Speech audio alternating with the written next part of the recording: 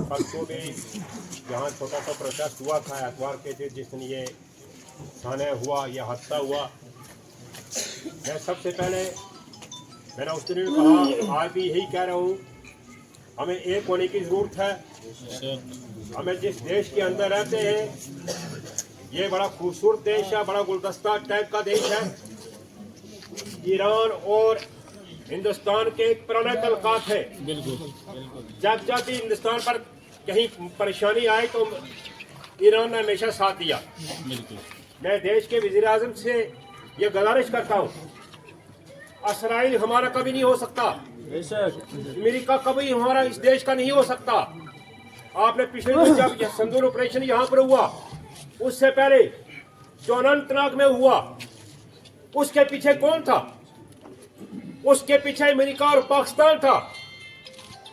पाकिस्तान ने यह खेल खिलाया और ये आसिम मुनीर जो पाकिस्तान का चीफ है, जो वहां का जनरल है, उसको अमेरिका अपने हेडक्वार्टर में बुला के तो उसको अवार्ड देता है। ये बेटा बहुत अच्छा किया आपने, आप बहुत बहादुर हो।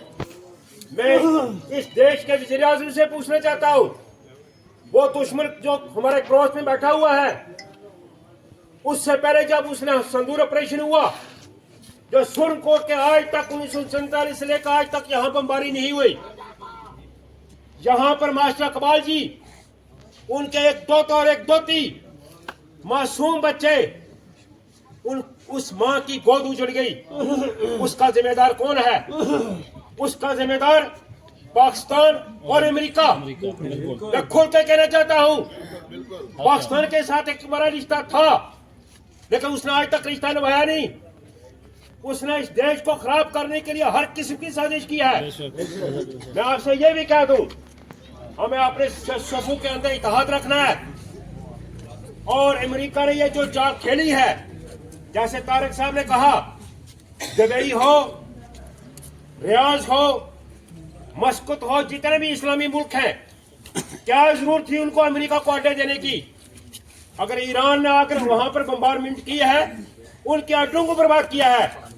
अफसोस इस घर को आग लगी, इस घर के चराग से अपना अपना ही का दुश्मन होता है। मैं नहीं समझता हूँ कि अमेरिका या इसराइल की इतनी हिम्मत है कि ईरान पर हमला करे। कराने वाले हमारे अपने ही मुसलमान हैं जो हमला करवा रहे हैं। मैंने कल सुबह एक मीडिया पर देखा, एक मौलाना साहब कह रहे कि ईरान के अंदर जो हुआ वो बड़ा ठीक हुआ है। मौलाना साहब क्या मौलाना हो आप? आज भी तो इस किस्म की स्टेटमेंट देते हैं। क्या आपके नजरों के सामने आयतुल्ला खमेनी साहब के जो पोता जो सिर्फ 13 महीने का था, जो झोली में था, उसको बच्चे को शहीद कर दिया गया। लिहाजा मैं अपनी तरफ से आपसे यही कहना चाहूंगा कि इसकी पूरी दुनिया के अंदर हालात जो है बड़े डामाडोल हो चुके हैं। ये बात हमारी तकरीरों करने का या हमारी बात करने का मकसद ये नहीं है। हम ये कहते हैं हमें मोहतात रहना है, हमें होशियार रहना है। और ये जालिम ताकत चाहे कोई भी हो, जहां भी जुल्म हो, उस जुल्म के खिलाफ हमें सबको एक ही बगैर किसी मसले के सबको इकट्ठा होकर उनका मुकाबला करना चाहिए। मैं यहाँ के हिंदू बरादरी के लोगों से भी गुजारिश करूँ कि आपको भी और हम एक ही प्लेटफॉर्म में हैं, हम एक ही मुल्क के अंदर हैं, एक ही खिते में हम रहते हैं। हम सबको भाईचारे को कायम रखना है, इस देश के अमन को भी कायम रखना है और जालिम जहाँ भी है उसका डट के मुकाबला करना है। मैं आपसे यही गुजारिश करूँ, यह बहुत दुख का मुकाम है।